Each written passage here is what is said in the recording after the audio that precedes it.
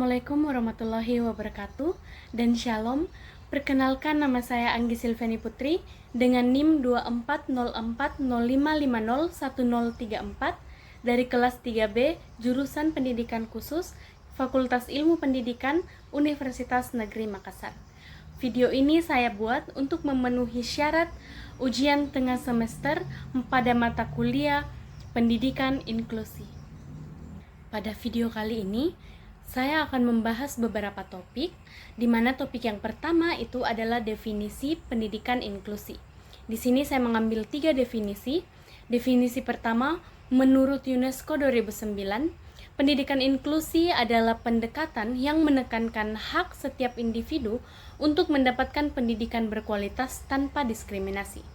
Hal ini berarti bahwa semua anak, terlepas dari latar belakang, kemampuan atau kebutuhan khusus mereka, berhak untuk berpartisipasi dalam sistem pendidikan yang sama.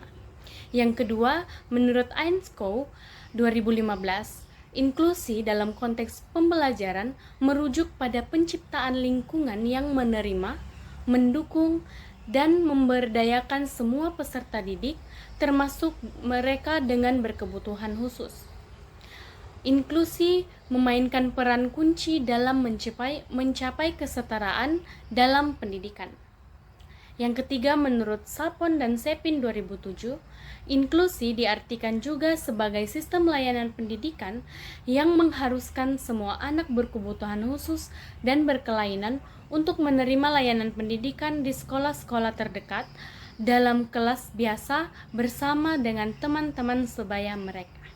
Baik, adapun topik yang kedua ialah kebijakan internasional diadopsi dari Konferensi Dunia tentang Pendidikan Kebutuhan Khusus, Akses dan Kualitas Salamanca, Spanyol 7-10 Juni 1994. Pernyataan Salamanca mengatakan bahwa setiap anak memiliki hak dasar untuk mendapatkan pendidikan.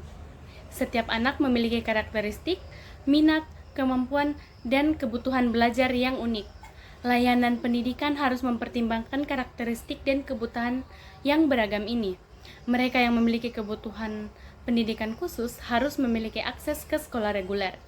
Sekolah reguler yang etos inklusif adalah cara yang paling efektif untuk melawan sikap diskriminatif, menciptakan masyarakat yang ramah dan inklusif, serta mencapai pendidikan untuk semua. Sekolah semacam itu menyediakan pendidikan yang efektif bagi sebagian besar anak, meningkatkan efisiensi dan efektivitas biaya.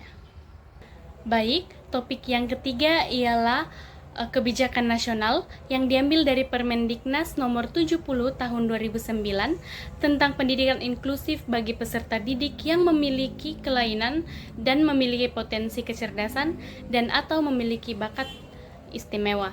Pasal 1 dalam peraturan ini yang dimaksud dengan pendidikan inklusif adalah sistem penyelenggaraan pendidikan yang memberikan kesempatan kepada semua peserta didik yang memiliki kelainan dan memiliki potensi kecerdasan dan atau bakat istimewa untuk mengikuti pendidikan atau pembelajaran dalam satu lingkungan pendidikan secara bersama-sama dengan peserta didik pada umumnya. Pasal yang kedua, pendidikan inklusif bertujuan untuk yang pertama, memberikan kesempatan yang seluas-luasnya kepada semua peserta didik yang memiliki kelainan fisik, emosional, mental, dan sosial, atau memiliki potensi kecerdasan dan atau bakat istimewa untuk memperoleh pendidikan yang bermutu sesuai dengan kebutuhan dan kemampuannya. Yang kedua, mewujudkan penyelenggaraan pendidikan yang menghargai keanekaragaman dan tidak diskriminasi bagi semua peserta didik.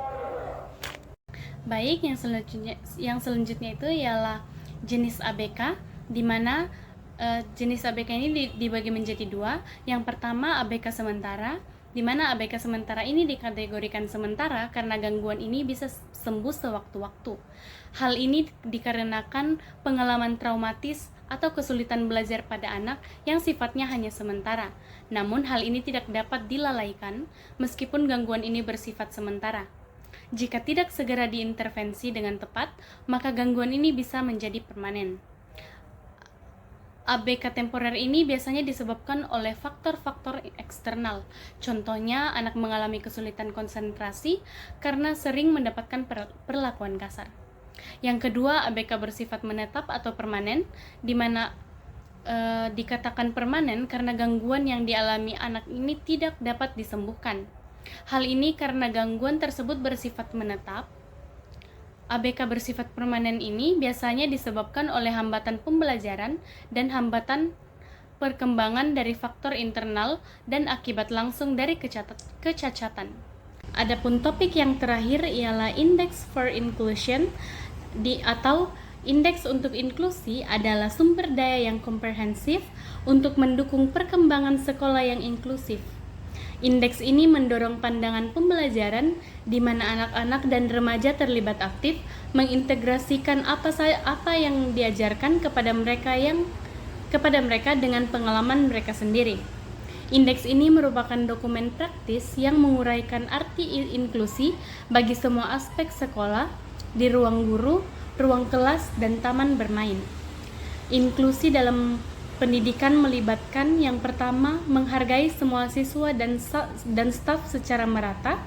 Yang kedua, meningkatkan partisipasi siswa dan mengurangi pengecualian dari budaya, kurikulum, dan komunitas sekolah setempat.